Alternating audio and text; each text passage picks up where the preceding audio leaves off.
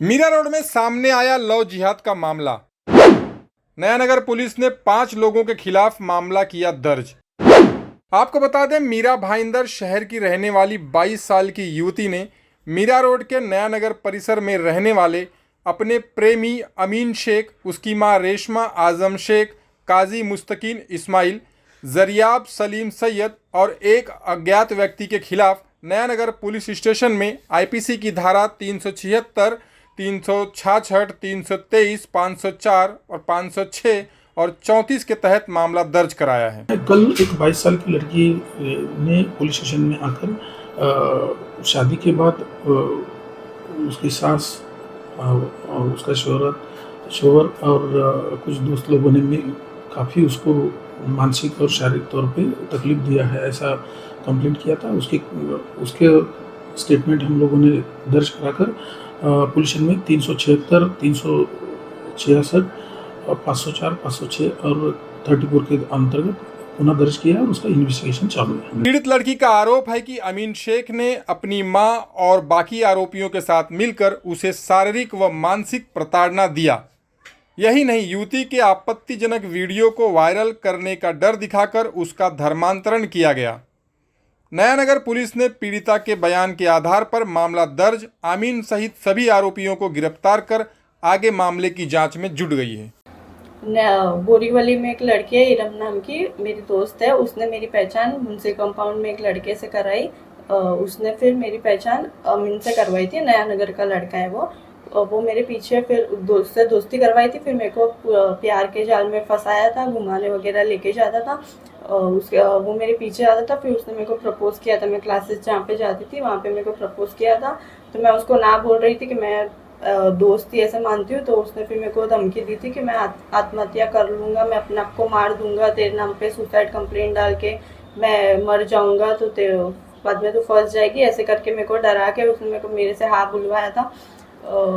उसके बाद में वो मेरे को उसके बोला कि मैं मेरे मम्मी पापा वगैरह उन लोग से भी मैं तेरे को मिलवाऊंगा, तेरे को मेरी बात झूठ लग रही है। तो फिर वो मेरे को अपने घर पे भी लेके गया था। उसके मम्मी पापा और उसकी भाई की बेटी ऐसे बोल के मेरे को सब लोग से मिलवाया था। उसकी मम्मी वगैरह उन लोग भी मेरे से फिर बाद में बात करते थे। उसके बाद में वो मेरे को अपने घर पे ऐसे लेके गया कि उसकी बेटी बीमार है, ऐसे करके मेरे को दूसरी बार फिर थोड़ी दिन के बाद फिर से बुलाया था।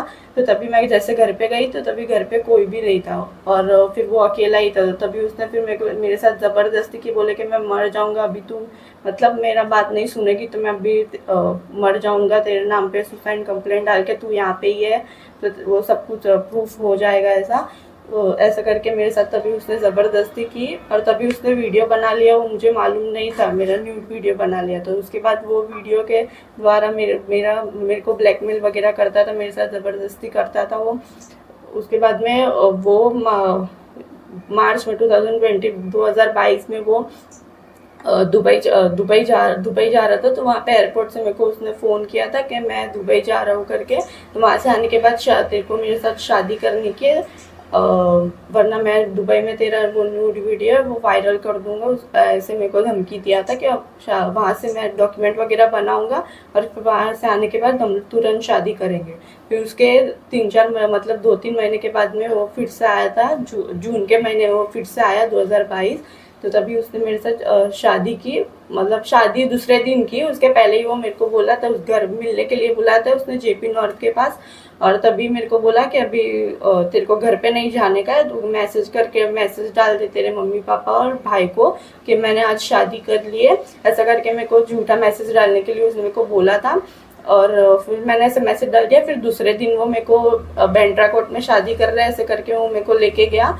और वहाँ पे तभी दो दोस्त आए थे। तो उसमें उन लोग मेरे को बोल रहे थे कि हम लोग को मस्जिद के तरफ से भेजा गया है, ऐसा उसने मेरे को तभी बोला था उसके दोस्त ने कि अभी आप हिंदू नहीं रहोगे, आप मुसलमान बन जाओगे, तो आप काफिर नहीं रहोगे, ऐसा वगैरह वो सब कुछ मेरे को बोल रहे थे उसके दोस्त। फिर तभी उन लोग मेरे को लेके गए थे बांद्रा मॉल, एक ये काजी के पास लेके गए, और मेरे को उसने झूठ बोला था कि हम बांद्रा कोर्ट में लेके जा रहे हो, ऐसे ऐसे करके काजी के पास लेके गए। वहाँ पे निकाहनामा किया मेरा, मतलब ज़बरदस्ती, मेरी मर्जी नहीं थी, फिर भी मेरा धर्म परिवर्तन किया। मेरा नाम, फिर वो काजी ने बोला कि अभी से तेरा नाम नियति नहीं रहीमा है, ऐसा अभी तू हिंदू नहीं मुसलमान बन गई है, अभी मतलब तू काफिर नहीं, कभी तू काफिर नहीं है, अभी तू मुसलमान है, ऐसा ये सब मेरे को बोला गया था। उसके बाद में मेरे को दूसरे दिन, वहाँ से आने के बाद दूसरे दिन वो मेरे को लेके गया, उसके घर पे लेके गया। तो उसकी मम्मी तभी बोले कि तू किस काफिर को लेके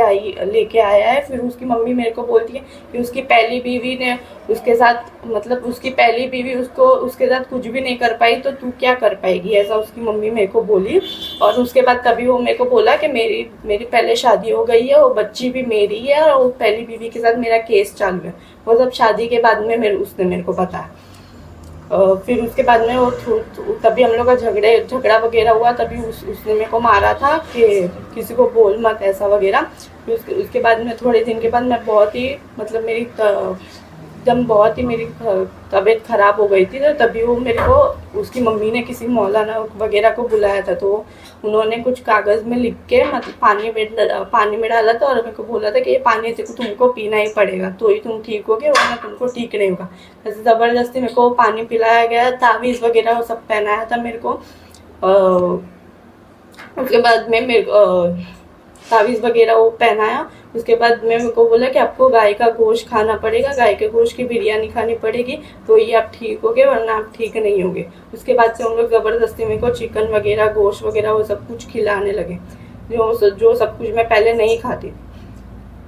उसके बाद में उसकी मम्मी दुबई चली गई। उसके बाद उसकी मम्मी दुबई चली गई, तो वहाँ से आने के बाद वो मेरे को ज़बरदस्ती करते थे कि तुम, मतलब मेरे को भेज रही थी कि तेरा पासपोर्ट मांग, तेरे को भी दुबई भेजने का है 3-4 लड़की लोग के साथ में।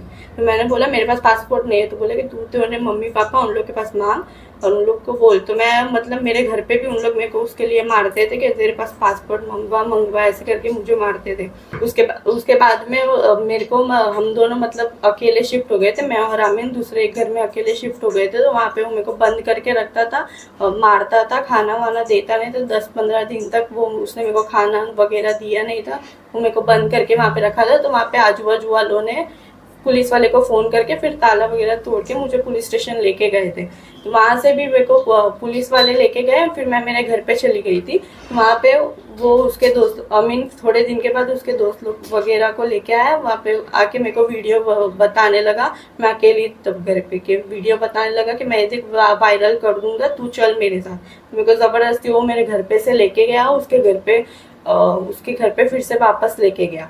वहाँ पे जाके भी मेरे को बंद रखता था, कहीं आने जाने देता नहीं था, किसी से बात नहीं करने देता था। मेरे को कितने महीने हो गए थे, मेरे को मेरे घर वालों से भी बात नहीं करने देता था। तो उसके तभी मैं घर पे गई। उसके बाद मेरे को धीरे धीरे उसके बारे में हर एक चीज़ मालूम पड़ने लगी कि उसने हर एक चीज़ अपने बारे में झूठी बोली कि वो जॉब करता है, उसने पढ़ाई कितने तक की है, मतलब उसके बारे में हर एक चीज़ बस झूठी मेरे सामने आ रही थी।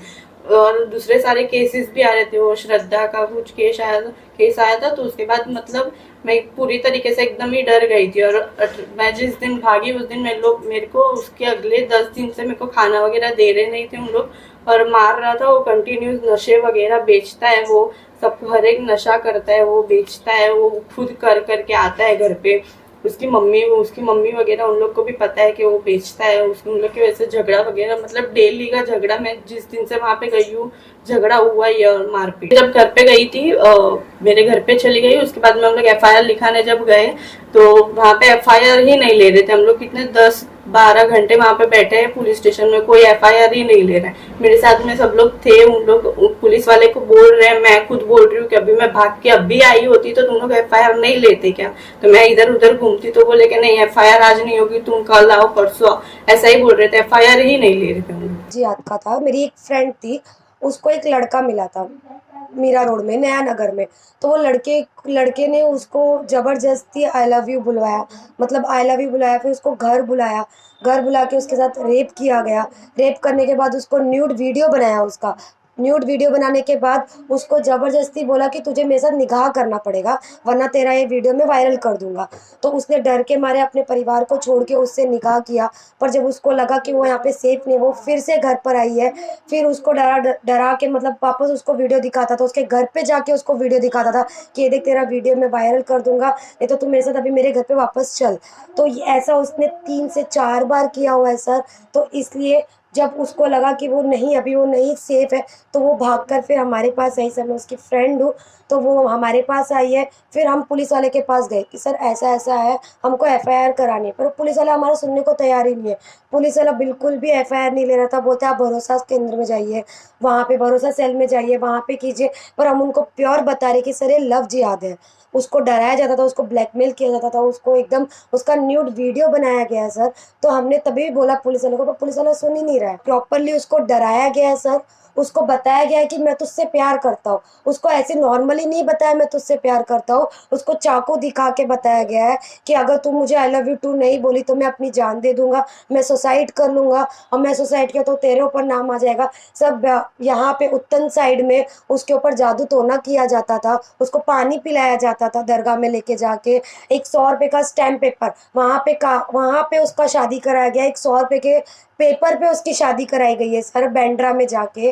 तो ये प्रॉपर लव जिहाद का है। उसको प्रॉपर बोला गया है कि अब तू काफिर नहीं रही।